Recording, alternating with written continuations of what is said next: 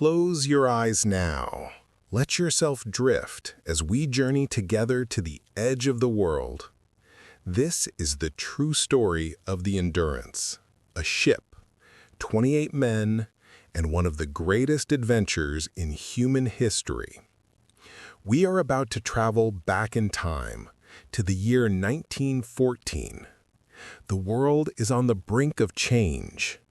In Europe, nations are beginning their march toward war.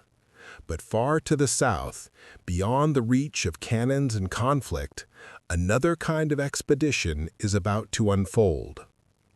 This is a story of ice and courage, of survival and hope, of men who faced the most hostile environment on Earth and emerged not just alive, but unbroken. Breathe slowly. Relax.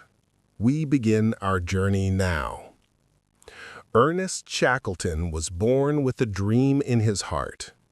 As a young man, he had read stories of polar explorers, tales of vast, untouched continents, frozen deserts where no human foot had ever walked, places so remote, so impossible that reaching them seemed like touching the realm of the gods. By 1914, Shackleton was 40 years old. He had already led 2 Antarctic expeditions. He had already proven himself as a leader. But one dream remained unfulfilled. One challenge called to him across the years: to cross the Antarctic continent from one sea to the other. A journey of nearly 2,000 miles across a landscape of pure ice. No human had ever done this. No human perhaps ever could. Yet Shackleton believed it was possible, not through recklessness, not through foolish bravery, but through careful planning, through knowledge, through the steady leadership of men who believed in each other. He spent months preparing, months gathering supplies, months selecting the right men for such a monumental task. He did not want the strongest men. He did not want the cleverest men. He wanted men of character, men who could endure, men who would not break under pressure.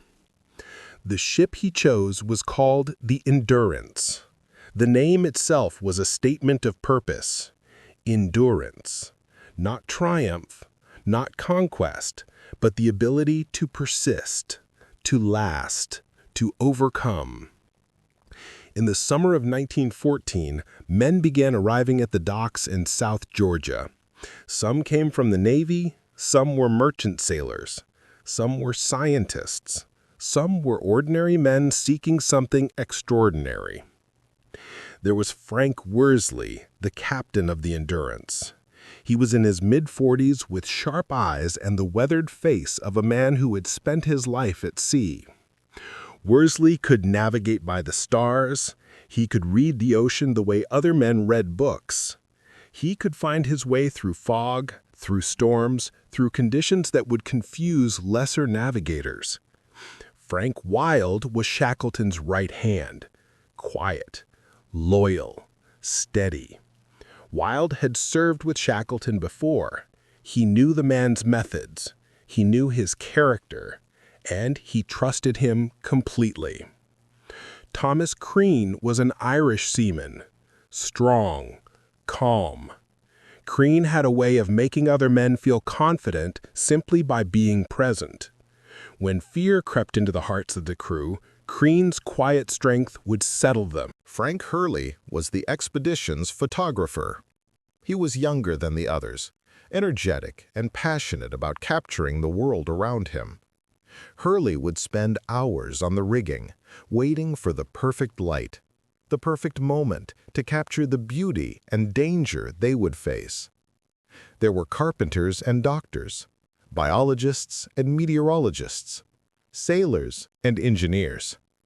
Each man chosen carefully, each man knowing he would face conditions beyond his experience.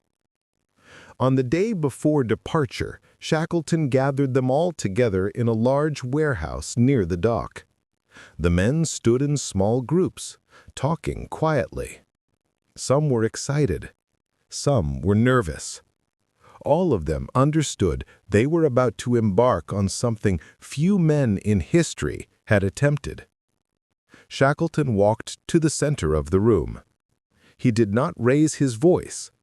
He did not need to. His presence commanded attention. He spoke to them as equals, not as a captain speaking to subordinates, but as one man speaking to others who had chosen to join him in this great endeavor. He said, "Tomorrow we depart. Tomorrow we sail into history. But I want you to understand what you are undertaking. The Antarctic is not a place where strength alone will save you. It is not a place where experience alone will protect you. The Antarctic tests everything. It tests your body. It tests your mind. It tests your spirit. It will show you who you truly are when all the comfortable lies we tell ourselves about ourselves are stripped away. I will not promise you glory. I will not promise you fame. I will not promise you comfort or ease or safety. But I will promise you this. I will never ask you to do something I would not do myself. I will never risk your lives carelessly. And if we face challenges that seem impossible, we will face them together." Shackleton paused and looked at each man in turn. He continued, "Some of you may not return from this journey. That is the truth. That is the price that exploration demands. But if you return, you will know that you have lived, truly lived, in a way that most men never will." One of the younger crew members raised his hand. His name was Ernest Joyce. He asked, "And if we do not make it back, sir? What happens then?" Shackleton smiled. It was a gentle smile, but there was steel behind it. He answered, "Then we will have faced the greatest challenge a man can face, and that in itself is a kind of victory." The men were quiet for a long time after he finished speaking. Then, slowly, they began to nod. They understood. Not perfectly. How could they? They had never experienced what was coming, but they understood enough. The next morning, August 1st, 1914, the Endurance was ready to depart. Shackleton stood on the deck of the Endurance. He was surrounded by the other men, but he was a distance from them, his gaze focused on the horizon. He had done all he could to prepare them for what lay ahead. But now, it was up to the fates. He knew that each man was a sword unto himself, all tested and hardened against the demonstrations in store for them. The ship was a three-masted bark built for polar exploration. She was 144 feet long. Her hull was reinforced with oak and elm, specially treated to resist the pressure of ice. Her engine was a coal-burning steam engine that would help propel her when the wind was weak. The men boarded in the early morning.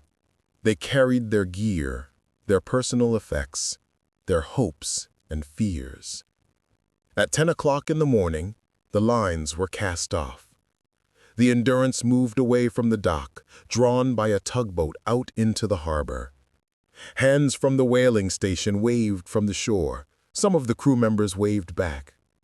Shackleton stood at the rail, watching South Georgia recede into the distance. He was thinking of the journey ahead. 2,000 miles, across terrain that had never been crossed, through weather that had killed countless men. Frank Hurley came and stood beside him. Wilde said quietly, "You never told them the real odds, sir." Shackleton did not take his eyes off the shore. He replied, "No, I did not, and I will not. What good would it do? They know it is dangerous. They know it is difficult. If I tell them the probability of failure, their fear will become a liability. But if I give them hope, they will find strength they did not know they possessed. Wilde nodded slowly. He understood. The Endurance turned its bow toward the open ocean. The tugboat was released, the engine rumbled to life, sails were raised, and the ship began its journey toward the Antarctic. The voyage to the Antarctic would take 3 weeks. 3 weeks of travel across increasingly cold waters. 3 weeks for the men to adjust to the ship, to learn the rhythms of life at sea, to prepare themselves mentally and physically for what was coming. The first week was relatively calm. The sea was moderate. The weather was cool but not brutal. The men fell into the routines of shipboard life, watch duty, meals in the galley, maintenance and repairs. In the evenings they gathered on deck and looked at the stars. Frank Hurley spent hours photographing the ship, the crew, the sea. He was documenting every moment, knowing that someday people would want to see what this expedition looked like. The second week brought colder water. The air grew sharp and clean. The men began to wear heavier clothing. They could see their breath in the mornings. By the third week, they were approaching the Antarctic convergence, the line where cold water from the Antarctic meets warmer ocean water from the north. The sea became rougher, the sky grew darker. And then, one morning, they saw it. Ice. At first, just small floes, isolated pieces no larger than a man's hand, floating on the dark water. But as they sailed further south, the ice became more frequent, larger, more numerous. The men lined the rails, staring at this new landscape. Some of them had never seen ice before. It seemed almost magical, gleaming white against the dark water, catching the pale Antarctic light and throwing it back like diamonds. Worsley ordered the crew to keep a careful watch. He himself went aloft, climbing the mast to get a better view of the ice ahead. From the masthead, he could see the pattern of the floes, the paths between them, the dangers ahead. He called down to Shackleton, "Captain, there is a clear passage to the east, but it narrows as we go further south." Shackleton nodded. He understood what this meant. The ice was becoming more dense.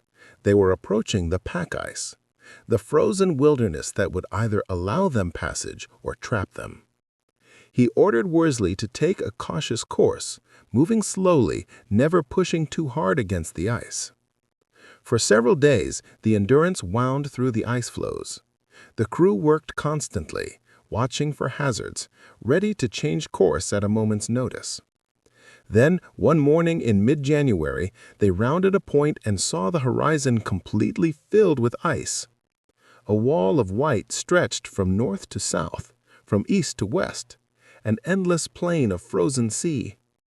They had entered the Weddell Sea. The Weddell Sea is one of the most dangerous bodies of water on Earth. It is a vast bay of the Antarctic Ocean, bounded by the Antarctic Peninsula to the west and by iceberg-laden waters to the east. The pack ice in the Weddell Sea is notorious for its thickness and unpredictability. Some years, the ice opens up, creating passages that allow ships to pass through. Other years, the ice closes in, trapping anything unfortunate enough to be caught within it. Shackleton studied the ice carefully. He consulted his charts. He spoke with Worsley about the best course of action. They decided to push forward, moving slowly and carefully, always watching for changes in the ice conditions.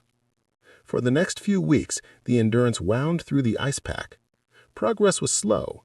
Some days they made only a few miles. Other days, the ice closed in so thickly that they could not move at all and had to wait for conditions to improve. The men grew accustomed to the sound of ice scraping against the hull, the groaning and creak of the ship's timbers as pressure was applied, the occasional shudder when a particularly large floe bumped against them. They grew accustomed to the endless landscape of white, the horizon that never changed, the pale sun that never seemed to move across the sky. In February, Shackleton made a decision that would seal their fate.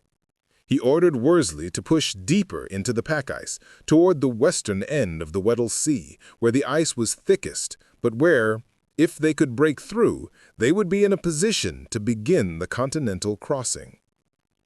Worsley obeyed the order, but as they pushed deeper, the ice grew thicker. The passages between floes grew narrower.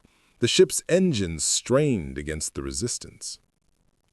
And then, gradually, imperceptibly at first, the ice began to close in around them. It happened so slowly that at first the men did not realize what was occurring. The ice was not attacking them violently, it was simply moving, drifting with currents that the men could not see or feel, pressing in from all sides with the slow, irresistible force of a glacier.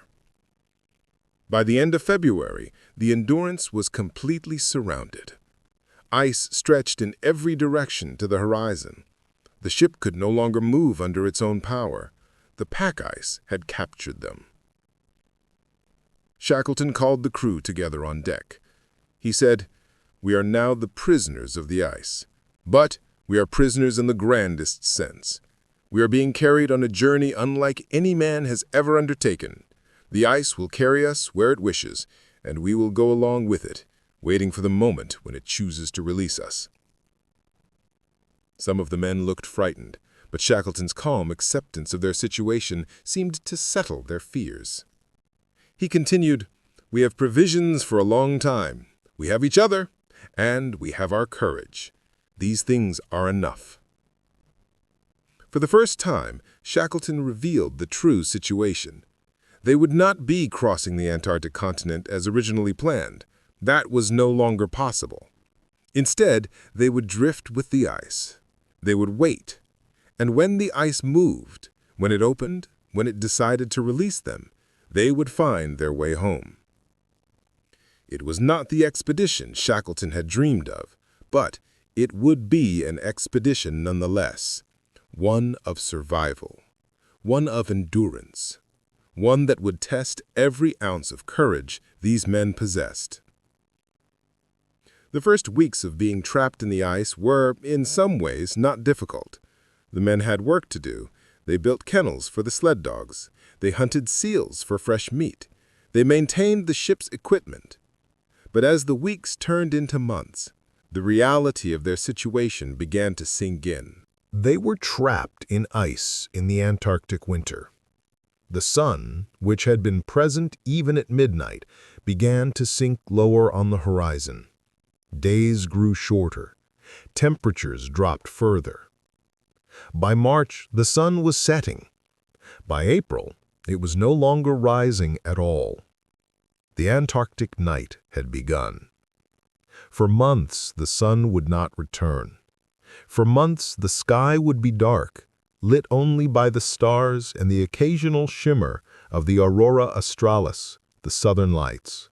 The men had to adjust to living in near total darkness.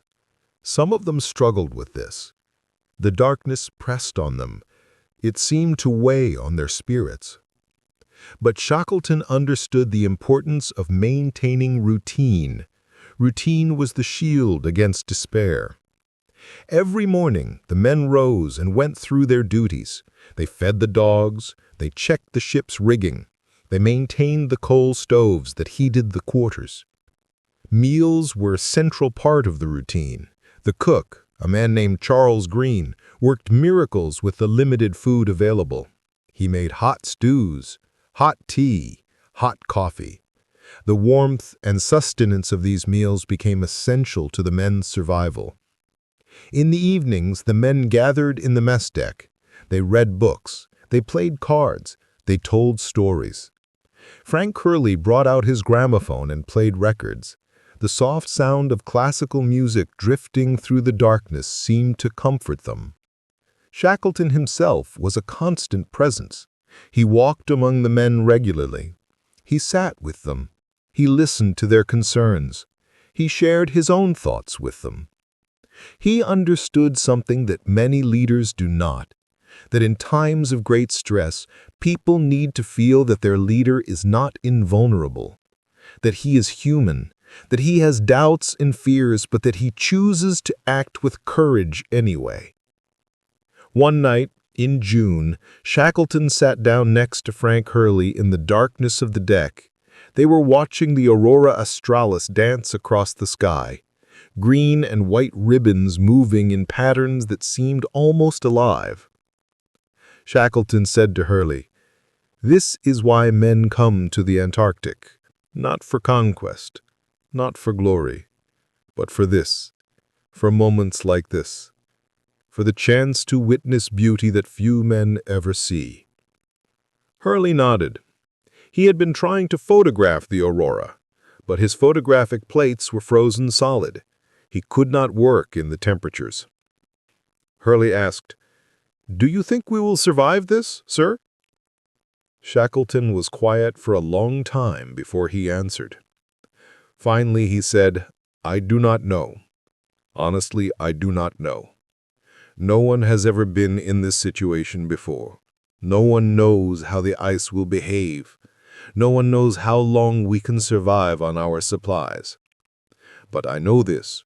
I know that if we maintain our courage, if we maintain our unity, if we remember why we came here, then we have a chance. And that is all any man can ask for." As the months passed, the ice continued to move, not in a steady direction, but in currents and flows that seemed almost random. The men calculated their position each day using observations of the sun and stars. They marked the ship's drift on their charts.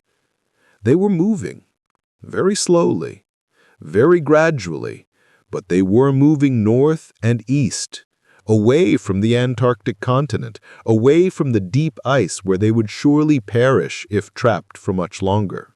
But even as the ice carried them north, new dangers emerged.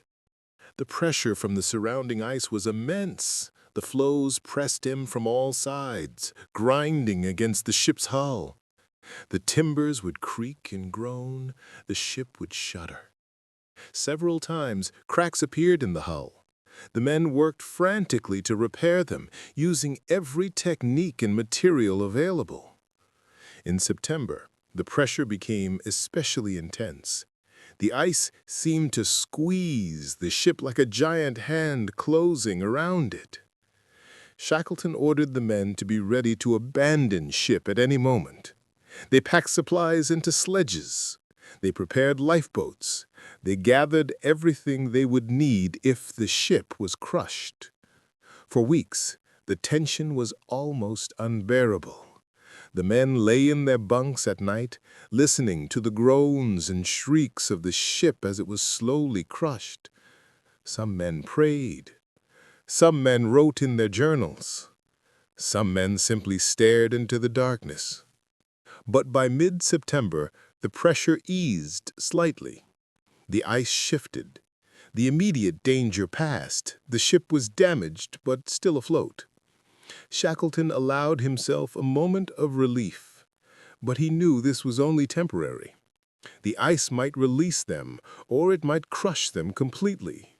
There was no way to know. As September turned to October, a new danger emerged. The ice began to move more rapidly, not in the steady drift they had been experiencing, but in sudden, violent shifts. The floes around the ship broke up and reformed. Leads opened in the ice. Large cracks where open water appeared. These leads were both a blessing and a curse. They meant the ice was breaking up, which was necessary for their survival, but they also meant violent movements were occurring, which could crush the ship at any moment. On October 27, 1915, it happened. A loud crack split the darkness of the evening. Not the usual groans and creaks the men had grown accustomed to, but a sudden, violent snap, like a tree branch breaking. The men rushed on deck. In the dim light of the moon and stars, they could see the problem immediately. A long crack had appeared in the hull, just below the waterline on the port side. Water was seeping in, not rapidly, but steadily. Shackleton assessed the situation immediately. The damage was too severe to repair. The ship could not be saved. He called the men together on the ice beside the ship. He said, "The Endurance is lost. This night we must abandon her. We will take the lifeboats and such supplies as we can carry. We will move onto the ice, and we will await our opportunity to reach safety." The men moved quickly and quietly. There was no panic. Shackleton had prepared them for this moment. They knew what to do. They loaded the lifeboats with supplies: food, water, tents, sleeping bags, scientific instruments, Frank Hurley's precious photographic plates. They brought the sledge dogs out onto the ice. The dogs were confused and frightened. They barked and whined. By midnight, the Endurance had been abandoned. The men stood on the ice, watching as their ship slowly filled with water, as she settled deeper into the flow. At 3 o'clock in the morning, the Endurance slipped beneath the ice. She was gone. For a moment, the men stood in silence. Many of them felt something die within them. The ship had been their home, their shelter, their protector against the hostile environment around them. Now they had nothing but the ice. And the ice, they knew, was not a friend. Shackleton gathered them together one final time that night. He said, "We have lost our ship, but we have not lost our courage. We have not lost our unity. And as long as we maintain these, we can survive. We will call this place Ocean Camp. We will remain here until we are able to move. We will ration our supplies. We will maintain our discipline, and we will endure." The men set up tents on the ice. They arranged supplies. They attempted to sleep. But sleep would not come easily to many of them. They had just watched their ship disappear beneath the ice. Now they were adrift on a frozen floe, thousands of miles from civilization, with winter approaching and their survival uncertain. Yet somehow, in the darkness of that Antarctic night, they held on to the belief that Shackleton had given them, that they could survive, that they would endure. For the next 4 months, the men drifted on the ice floe. The floe itself was moving, carried by currents toward the north, but it moved slowly, so slowly that some days it seemed they were not moving at all. The men adapted to their new existence: morning routines, care of the dogs, hunting of seals and penguins for food, maintenance of equipment. All these activities gave structure to the days.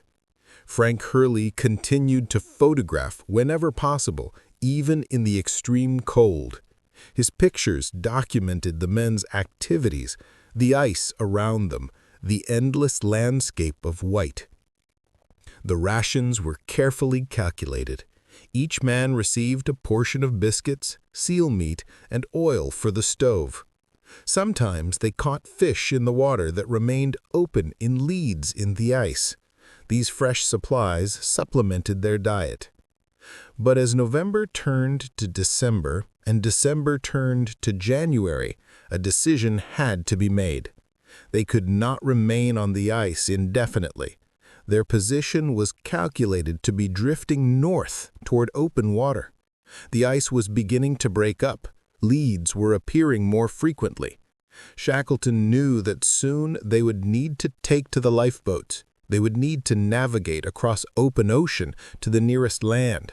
If they did not make this attempt soon, they might drift for months more, and their supplies would not last that long. In January, he announced his plan to the crew. 3 lifeboats had been saved from the Endurance: the James C. Card, the Dudley Docker, and the Stancomb Wills. In these boats, the men would navigate to Paulet Island, where Shackleton believed a supply depot had been left by a previous expedition. From there, they could navigate further north to inhabited lands. It was a dangerous plan. The boats were small.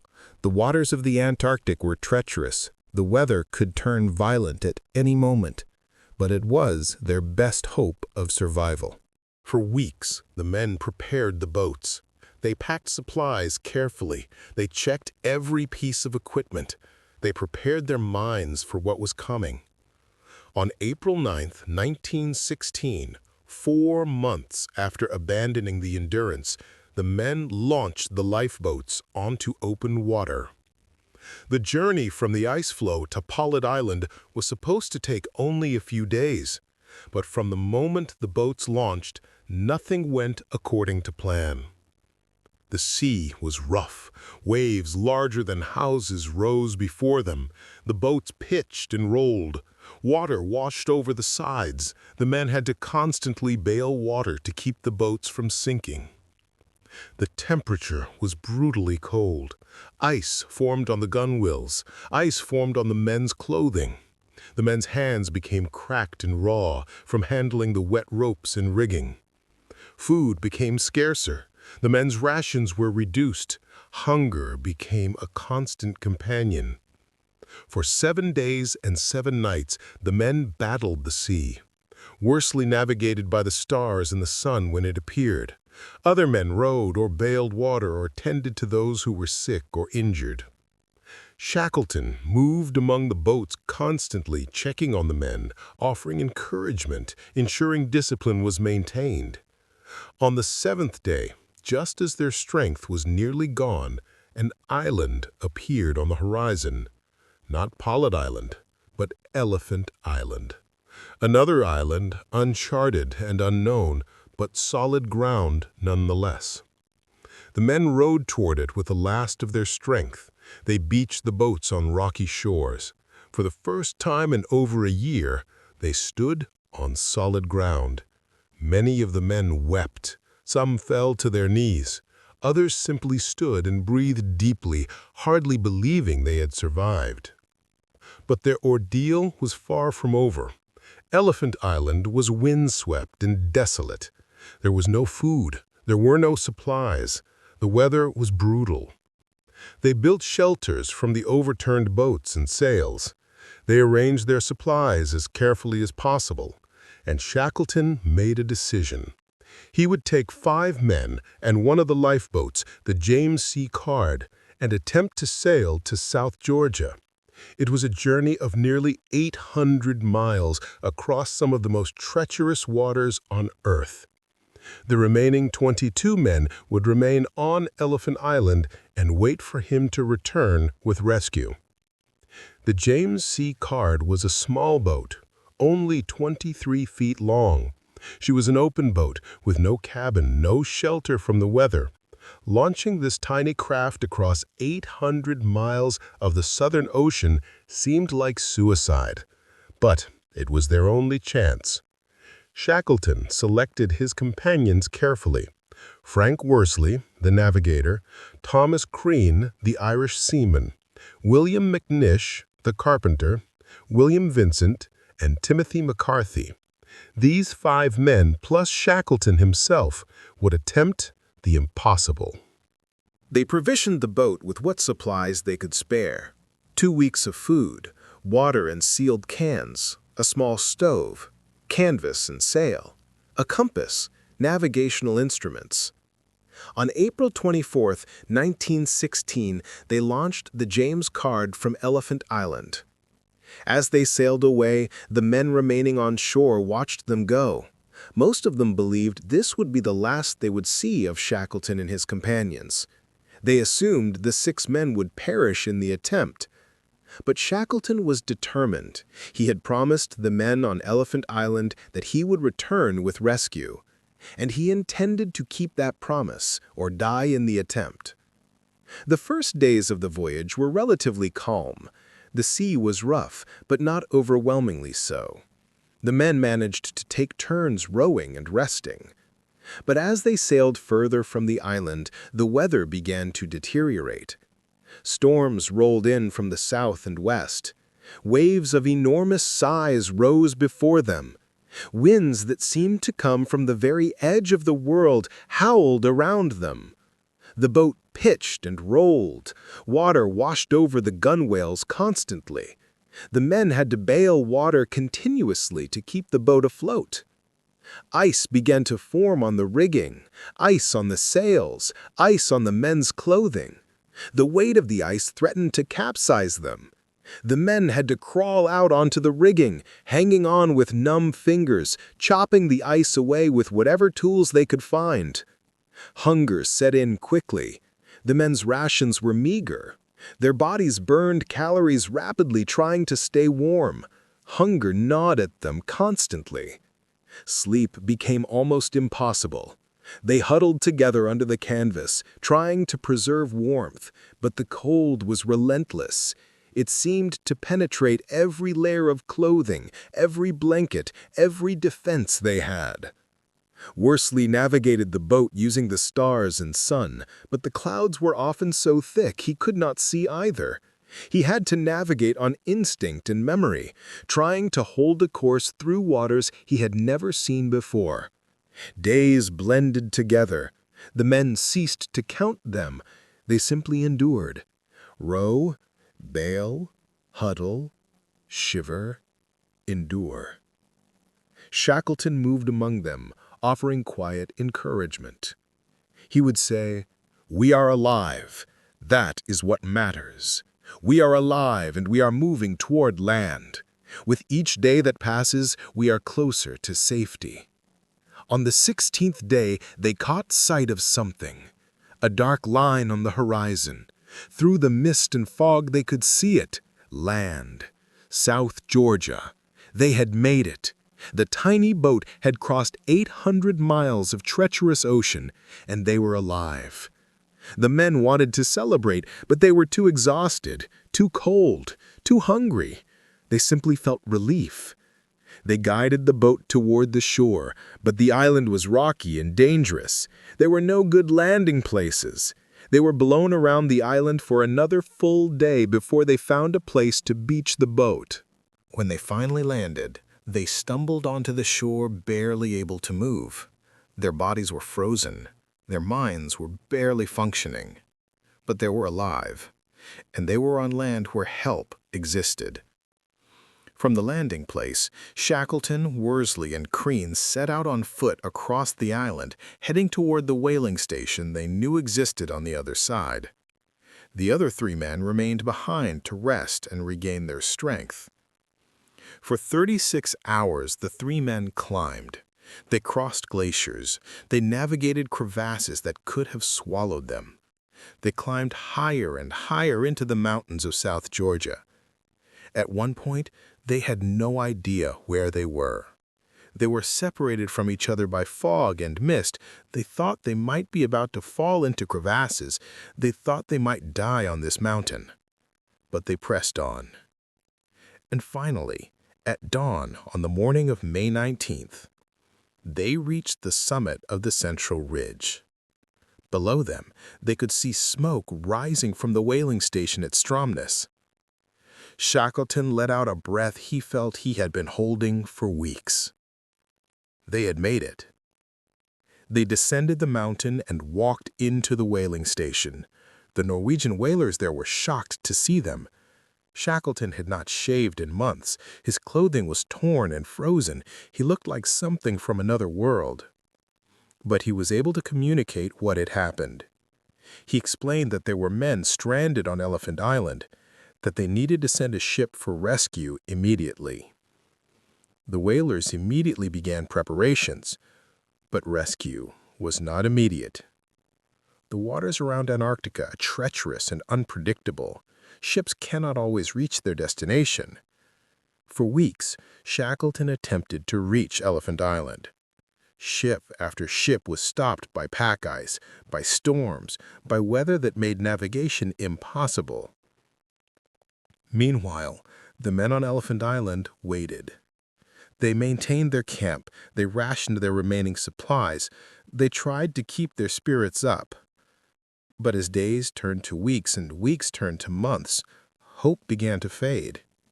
They did not know if Shackleton had survived. They did not know if rescue was even possible. The rations grew smaller. The camp became cold and uncomfortable. some of the men began to lose hope that they would ever be rescued. But Frank Wild, the leader of the men on the island, maintained discipline and routine. He kept them working, he kept them occupied, he kept them believing that Shackleton would return. And then, finally, on August 30th, 1916, a ship appeared on the horizon. The men rushed to the shore, waving and shouting. A ship was approaching, a real ship, with people, with food, with the promise of rescue. As the ship drew closer, the men could see a figure standing at the bow. It was Shackleton. The men shouted and wept with joy. They could hardly believe it. After so many months, after so much suffering, after all the uncertainty, they were being rescued. Shackleton called across the water. He asked, "Are you all well?" The response came back immediately. "All safe, boss. All safe." Not a single man had been lost. In an expedition that had faced almost certain death at every moment, in months of being trapped in ice, in hunger and cold and despair, in journeys across impossible waters and over treacherous mountains, not a single man had been lost. The men were brought aboard the rescue ship. They were fed. They were given warm clothes. They were given medical attention for their various injuries and illnesses. Some of them had forgotten what it felt like to be warm, to have hot food in their bellies, to sleep in a real bunk. The ship sailed north, away from Antarctica, away from the ice, toward warmth and light and civilization. Shackleton stood on deck often, looking back toward the south, toward the ice, toward the Endurance, which was still resting somewhere beneath the frozen sea, a monument to both their failure and their survival. He thought about his men, about the courage they had shown, about the way they had endured when endurance seemed impossible. He wrote in his journal, "Endurance. It is not measured by the ship or by the miles we have traveled. It is measured by the human heart, by men who, when faced with despair, choose to believe in hope. By men who, when all seems lost, find strength in each other." As the ship sailed north, the weather began to warm. The cold began to recede. The men spent hours on deck, feeling the sun on their faces, breathing air that did not burn their lungs. They began to talk among themselves about the expedition, about the ice, about the moments when they thought they would not survive. And they talked about Shackleton, about the way he had led them, about the quiet confidence he had maintained even when the situation seemed hopeless. Shackleton never took credit for their survival. Instead, he spoke of the courage of his men. He spoke of their loyalty to each other. He spoke of the way they had endured together. He knew that without each man on that expedition doing his part, without each man maintaining his courage and discipline, even when he wanted to give up, they would not have survived. When they reached South America, newspapers were waiting with cameras and questions. Reporters wanted to know how they had survived, how they had managed such an extraordinary feat.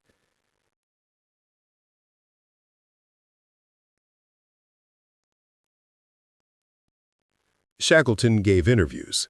He told the story of the expedition, but he always returned to the same theme. It was not his leadership that had saved them. It was the character of his men. The Endurance expedition became legendary. Stories of Shackleton and his men spread across the world. They were compared to the great explorers of history. They were called heroes. But Shackleton understood something that the public did not. That survival in such circumstances is not about heroism. It is about something much more fundamental. It is the ability to endure. The ability to continue when continuing seems impossible. The ability to maintain hope when hope seems foolish. The ability to trust in your fellow man when trust seems like a luxury you cannot afford.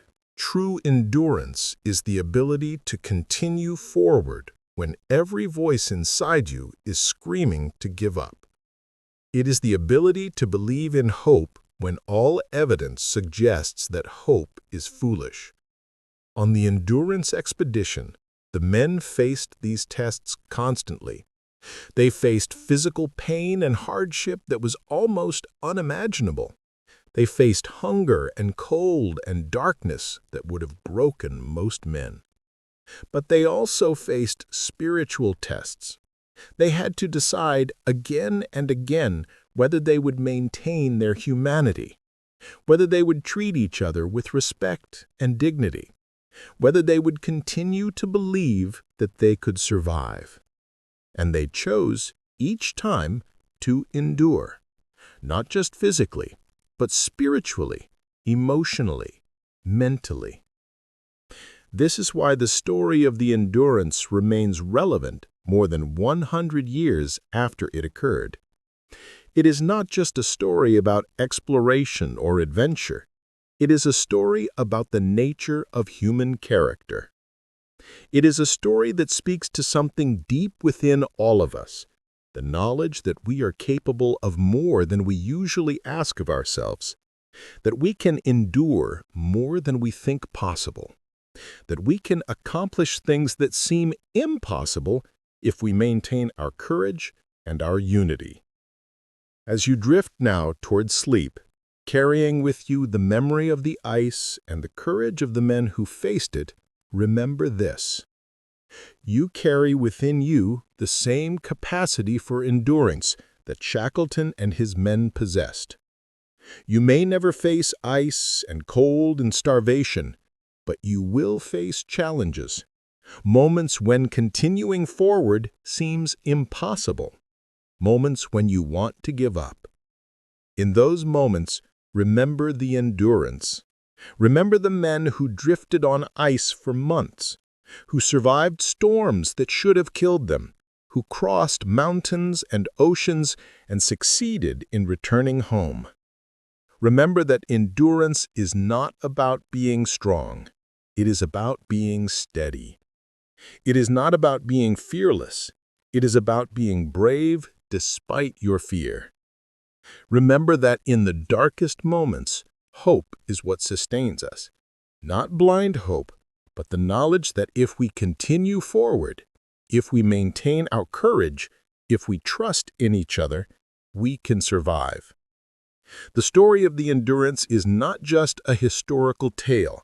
It is a story that lives within each of us, a story that speaks to the part of us that knows we are capable of more than we usually allow ourselves to be. As you sleep now, let this knowledge comfort you. Let the memory of these men and their courage settle into your mind like a warm blanket. You are safe. You are warm. You are home. And you are capable of enduring whatever challenges life brings, just as Shackleton and his men endured in the frozen South. Sleep now. Dream of the ice and the stars. Dream of men who faced the impossible and survived. And when you wake, carry with you the lesson they learned, that endurance is not just about surviving. It is about remaining human. It is about maintaining hope. It is about trusting in the strength that comes from unity. This is the story of the endurance. This is the story of men who were tested and did not break. This is the story of Ernest Shackleton and his crew.